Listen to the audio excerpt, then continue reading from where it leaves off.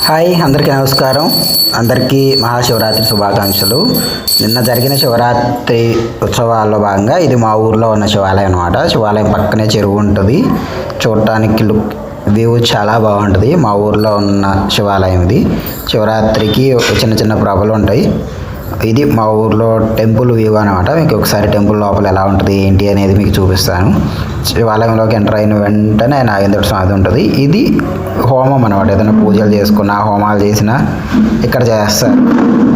So ఇంక next temple లోపల ఎలా ఉంటుంది, టెంపుల్ బయట అవుటర్ వ్యూ ఎలా ఉంది అనేది. సో ఇక్కడ శివరాత్రి కదా, కళ్యాణము అభిషేకాలు ఇవన్నీ చేసిన తర్వాత ఊరేగింపు చేస్తారనమాట.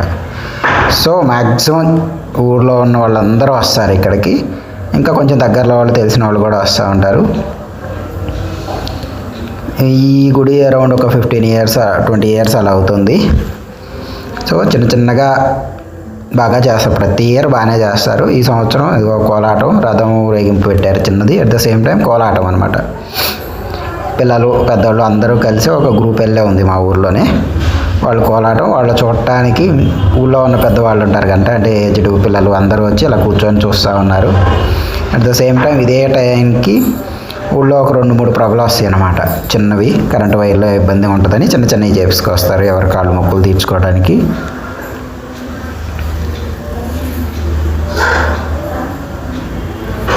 సో ఈ సంవత్సరం జరుగుతున్న ఉత్సవాల్లో భాగంగా కోలాటం ఇప్పుడు పెట్టారు. ఇది టెంపుల్ లోపల వ్యూ అనమాట. టెంపుల్ లోపలికి ఎంట్రన్స్ అయిన వెంటనే ఇది ఇలా ఉంటుంది. టెంపుల్ లోపల మా పూజారి గారు అలంకరణ అనేది చాలా అద్భుతంగా చేస్తారు. ఒకసారి మీకు లోపల ఈరోజు అలంకరణ ఎలా చేశారు ఏంటి అనేది మీకు ఒకసారి చూపిస్తాను నేను ఇప్పుడు.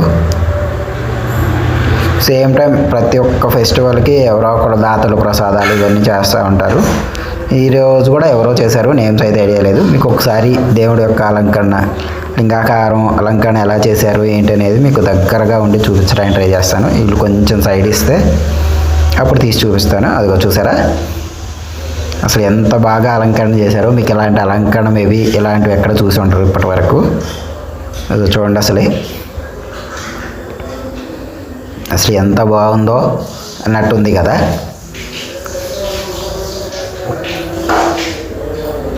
మా ఊర్లో పూజారి గారు ఒక 2-3 ఊర్లలో గుళ్ళల్లో వెళ్ళి అలంకరణ అది చేస్తూ ఉంటారు. అంటే బాగా చేస్తారనే పేరు ఒకటి ఉంది.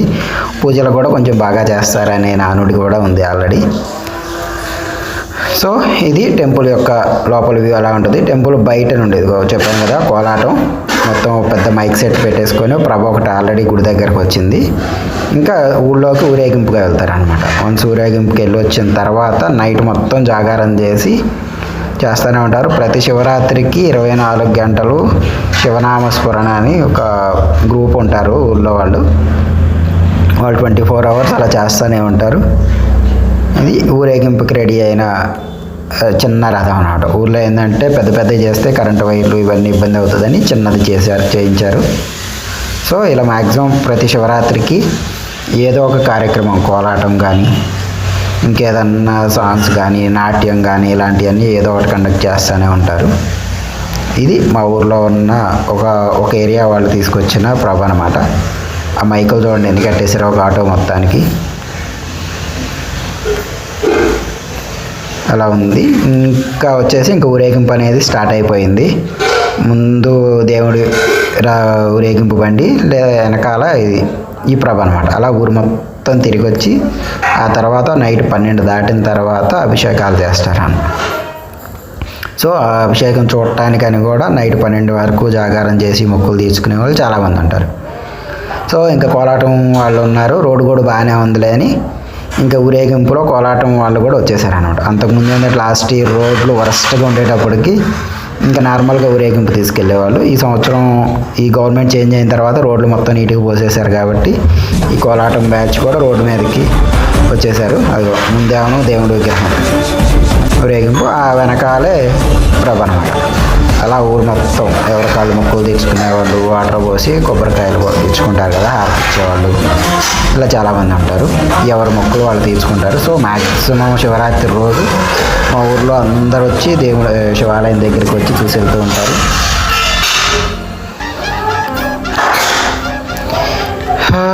నెక్స్ట్ అరౌండ్ ఒక 2 అవర్స్ అయితే పడుతుంది. ఊర్లో మొత్తం 2 అవర్స్ పైనే పడుతుంది ఊరు మొత్తం తిరిగి రావటం కదా.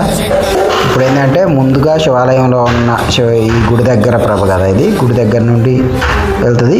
ఊర్లో ఉన్న ఏవైతే ప్రభలు ఉన్నాయో అవి దేవుడి విగ్రహం వెళ్ళిన తర్వాత దాని వెనకాల స్టార్ట్ అయ్యి రిమైనింగ్ ప్రభలు అన్నీ వస్తాయి అన్నమాట. సో ఇంకా స్టార్ట్ అయిపోయింది ఊరేగింపు. సో ఇది ఇలా ఉంటుంది ఎవ్రీ ఇయర్ మ్యాక్సిమం ఇలానే ఉంటుంది. ఇంకా ఇంకొంచెం ఎక్కువగా చేయడానికి చూస్తూ ఉంటారు.